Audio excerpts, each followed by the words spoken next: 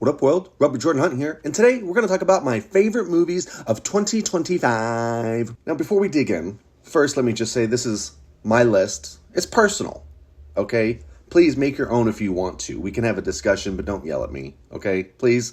Also, 2025 was an amazing year for movies. Maybe not an amazing year for humanity, but the movies were bringing it, okay? And we all need the distraction. But before we dig into my top 10, let me just spit out a couple that I loved and didn't quite make the top 10. I'm talking Predator Badlands, Weapons, Wake Up Dead Man, Thunderbolts, Final Destination Bloodlines, Materialist, Black Bag. I haven't even seen Sentimental Value yet. And I feel bad, I will. But it was time to lock in with this top 10. So here we go. Coming in at number 10 is Bugonia, starring Jesse Plemons and Emma Stone and directed by Yorgos Lanthimos. This movie's wild. It is a wild ride. I was never quite sure if they were going to do what they were kind of saying they might or might not do. If you know, you know. There's a lot going on in this movie. It's got a lot to say. It can be blisteringly funny, but also just jaw-droppingly sad. Excellent work from all involved. If you haven't seen it, do so now. Coming in at number 9 is Eddington, starring Joaquin Phoenix, Pedro Pascal, another Emma Stone, directed by Ari Aster. This is some blistering social commentary that people on all sides will probably see something in themselves in this movie, for better or for worse. The fireworks scene alone, truly, just... the amount of good performances in this movie is kind of staggering, but Joaquin Phoenix showing why he's kind of one of the best to ever do it. If you didn't like this movie, sorry. Coming in at number 8 is Friendship, starring Tim Robinson and Paul Rudd. I'm all in on Tim Robinson in every way, shape, or form. Obviously, I love Paul Rudd. This movie made me laugh. I watched it with my buddies, okay, talking about friendship. We laughed and we laughed and we laughed. What else more do you need to hear? All right, coming in at number 7 is another comedy. Thank goodness for theatrical comedies this year. I'm talking about the Naked Gun reboot. I probably laughed the most at this movie than any other film in 2025. I've heard that they're not planning to make another one. That is a crime. There needs to be more, especially with this cast. I love this movie. So fun. At number 6, it is Den of Thieves 2 Pantera.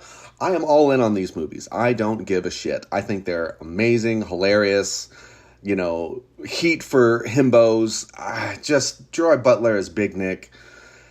One of the scummiest characters to ever exist, and I could watch him in 8 more films. Please make that happen.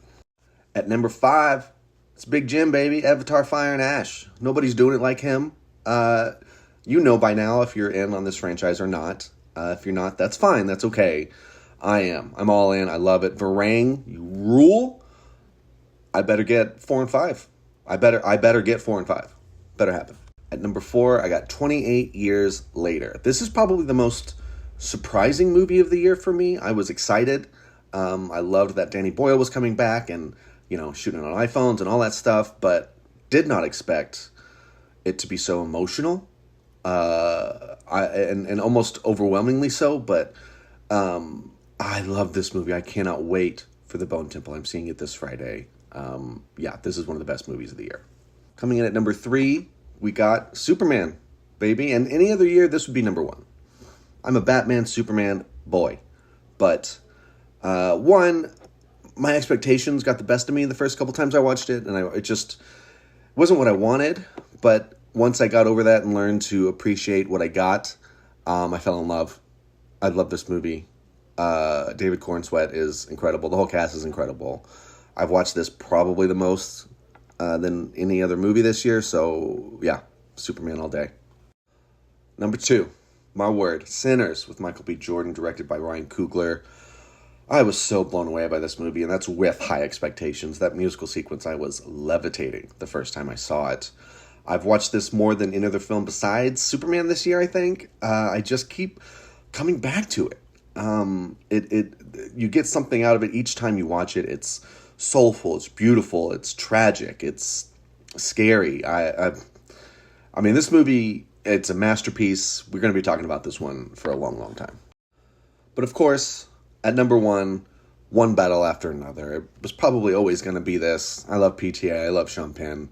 Tiana Taylor and Chase Infinity. I didn't know who you were before this, but now I'll know you forever. Just an exhilarating movie. It doesn't let up for a second. It's 2 hours and 40 minutes, and it feels like 90. Just PTA at its peak. This is his year, I think. He's going to win something at the Oscars at least. But yeah, man, 2025, an incredible year at the movies. I'm looking forward to 2026. Who knows if it can reach these kind of levels, but there's a lot of cool movies coming out. So yeah, my top 10. Remember, this is mine. You can make your own list. Okay, so what are yours? What are your top 10?